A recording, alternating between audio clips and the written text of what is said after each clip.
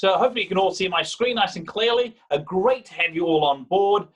Once again, a really good turnout, so very grateful for that. And do trust you're getting a lot of things that you can act on, and that these are giving you that little bit of a boost in the day as we sort of work towards being in the end of week 2 of just being in lockdown as the country gets safer, and hopefully great to see our figures dropping off in terms of infection. So hopefully we should be on the right track, and be such a relief to know that the 4 weeks was actually going to be 4 weeks and not longer. Great. So we're doing part 2 of making the best from working from home. So if this is for you personally, and that's absolutely great. If you've got a team that's also doing this, please feel free to share this information with them. As always, you're most welcome to ask them to jump on with you to be a part of this. And one thing we have been saying for a while, though, is around the previous sessions that we've done and the slides. So this is the web over here. If you go to our website, www.thinkrite, and it's Thoughts Over Coffee as the web link. And what we have gone and done is put a quick link on our homepage. So if you go to thinkrite.co.nz, and you'll see over here at the very top, it says the daily strategies and encouragement on that. And then if you click through to that, you'll come through. And the latest videos at the top, we're using YouTube as our platform. We do have Wistia as well, but we'll keep that for our learning bites. We have quite a large number of people that go through, and we didn't want to mix those two up. The PDF slides are below, so if you have a look over there, you can see that.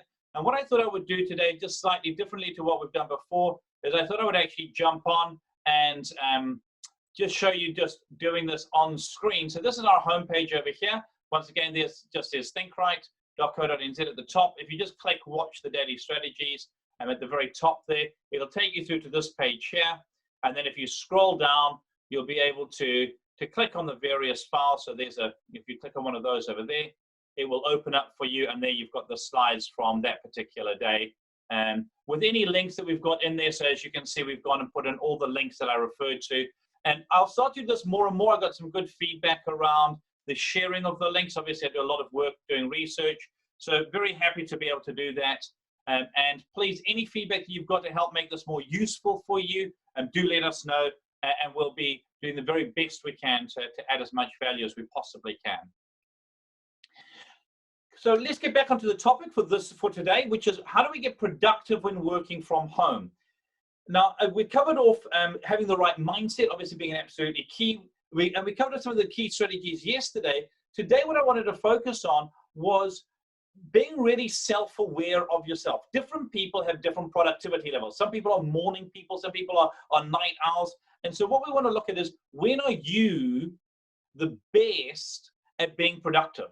We talk about having something called a circadian rhythm. And what we want to look at with that is that when you've got your rhythm, knowing yourself really well. So if you're a morning person, setting up your day around being mornings, being busy in the mornings. A key part of being productive, particularly when you're at home, is that knowing what you need to do next is one of the single biggest areas to help people stay productive. A lot of people will get up and they go, right, today I want to do this. And you start doing the one thing you've got in front of you, and then you finish it. Yes, you've done that. That's good. And then if you don't know what's next, what can tend to happen is that we're very easily distracted because there's people around us, there's chores around us.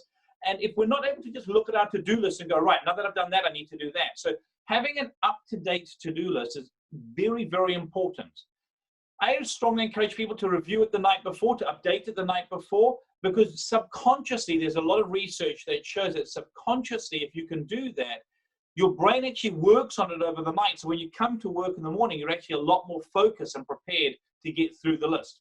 Keep the list continuously going. And please, a really key factor that I really want to highlight over here, please do not open email first thing in the morning unless that is your primary role. I often joke in my time optimization courses, time management courses that I run with people, I say to them that email is other people's priority for your day.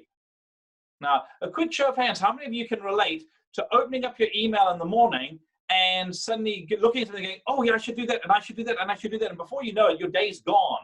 I've already got people's hands going up, going, yeah, can definitely relate to that. We pretty much have almost 100% participation of people putting hands up around how easily email distracts. Okay, so do be aware, email is other people's priority for your day.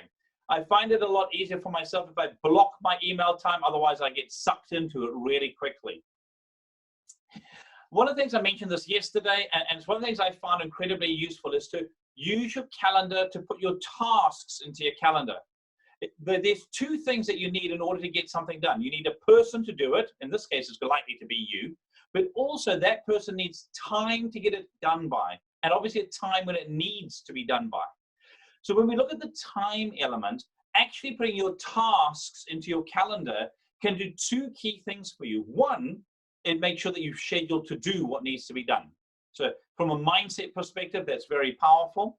But secondly, what it can also do, if you share your calendar with the team, it can add in that degree of accountability. Because then other team members know what you're working on and what should be produced by the end of the day. It also gives you that ability to be able to look and go, right, what's next? So you can take away a lot of that thinking time, that decision making, by scheduling in tasks. A lot of people don't understand that a lot of the, when you get to the end of the day, it's sort of like, oh, I'm just so tired, actually comes from decision making.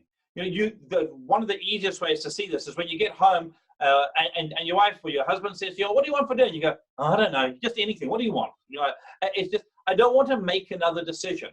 We've got a limited amount of decisions that we get to make in a day. And the more you can automate it, the more you can streamline your decision making, the more energy, mental energy you have to give towards tasks. And oftentimes that's why you'll see people like Mark Zuckerberg and Steve Jobs when he was around, and Barack Obama. They all wear the same clothes all of the time pretty much, because they then don't have to think. You wake up, you just pull on your clothes. I wear stripy shirts and I don't have to think about it. I just jump on, and that's just what's there. The other thing that we want to do is we want to use and stick to one project management app. Can I just have a show of hands? How many of you are actually using a project management app of some sort? Any show of hands? Got a couple of people. If you'd be willing to, in the chat box, just share which ones you're using. I'd be really interested to see. I've been quite amazed at how many people, having gone and put them through the webinar you're doing now, haven't actually got a project management app of some sort. I find that project management apps just make, once again, it makes the thinking side of things a lot quicker, smoother, and it helps teams to be more cohesive with what they're doing. So I've got a good chat coming through over here. Pipedrive, good, using the CRM to actually do that. If you're one of those businesses that have a lot of new clients coming on, a lot of projects, Pipedrive can actually work really, really well for that. Great. So please get a project management app. If you've never used them, I've used Trello before. It was very, very good. And I believe Monday.com is very good. Obviously, they're doing a lot of advertising at the moment on YouTube and stuff like that. Workflow Max, I've heard a lot of good comments around Workflow Max as being a really good one as well. So that's great. One of the things I always encourage people to do is to look for apps that will be integrated with other apps and be mobile. So when we chose our CRM, our Customer Relationship Management Program, one of the things we were very careful to do was to choose one that could be used on our cell phone, because I'm often mobile and therefore I need to be able to access information quickly. So do look for something that will integrate into other programs that you've got. Some of you are using Slack, some of you are using Teams. So just what's going to integrate into what? Very important that. I mentioned this yesterday, and just in terms of high productivity and knowing yourself, I'm just going to stress this again. Please have a routine. Routines, people need certainty around what's going to happen. It helps your brain to feel more comfortable. It helps you psychologically to know what's coming and to be more prepared for what's in front of you. So do have a good routine and stick to that routine. It dramatically increases your productivity. One of the things I found that made a massive difference to my personal productivity was actually tracking my time. So I've got to put this in over here. I use something called Rescue Time. You can see that as one of the recommended things. And all that it actually does is keep a track of what I've got open and what I'm working on at any given moment in time. I found that I'm quite an eternal optimist, and I get to the end of the day and I think I've done a lot of stuff. And then you go and look at the hard, cold data. and it says you spend this much time on social media apps, you spend this much time on news apps, you spend this much time, and you suddenly look and go, ooh, I didn't think it was quite that bad, but it is. And so that really helped me to be honest with myself and to get a new discipline around what I did when.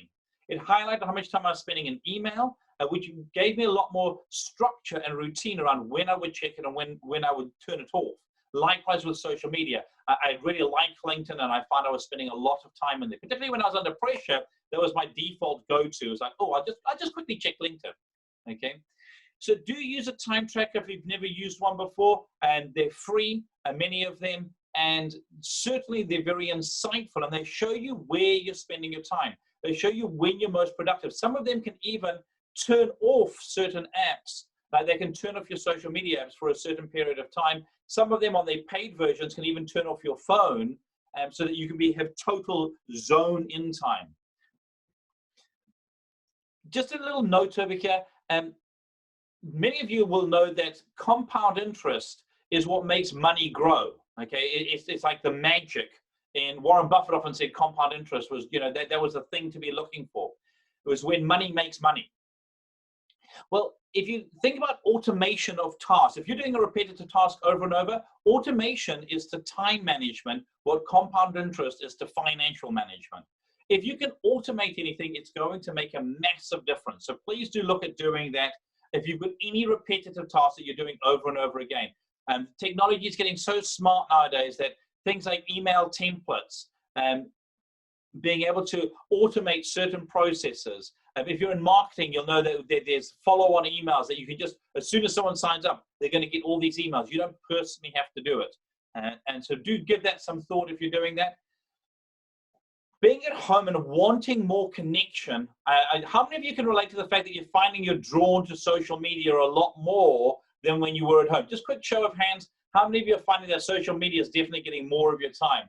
Yep, so definitely seeing a number of hands go up over there going, yeah, definitely seeing my hand going up.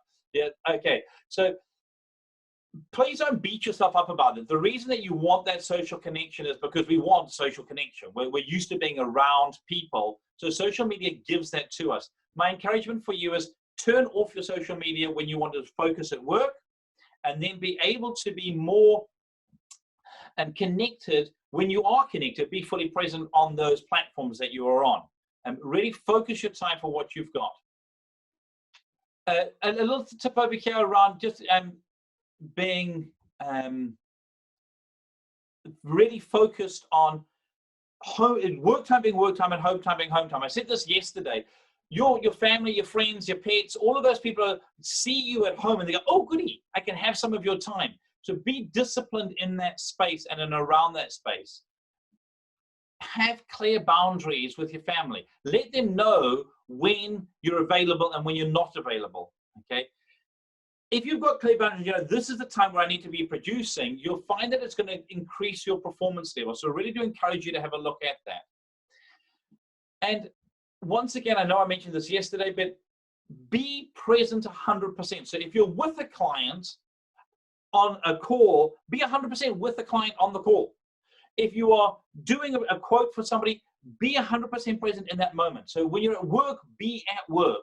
And when you're at home, be at home. Put down your cell phone. Ideally, go put it in another room. I found that that's my best thing for me, is to go put it in a separate room so I can be 100% present when I'm with family. Just a little thing around equipment. So with the equipment that you've got, do be aware that at home, it's very easy to go and lounge on a couch or something like that. So choose the best equipment you have. You'll notice I'm standing. I mentioned this yesterday. I find that this has been really good for me, standing up while I'm working, okay? Looking at things that are like having a high performance router. So we are hardwired in for this screen, for the Zoom and for the webinar, we're hardwired in. It makes a difference to the speed of internet.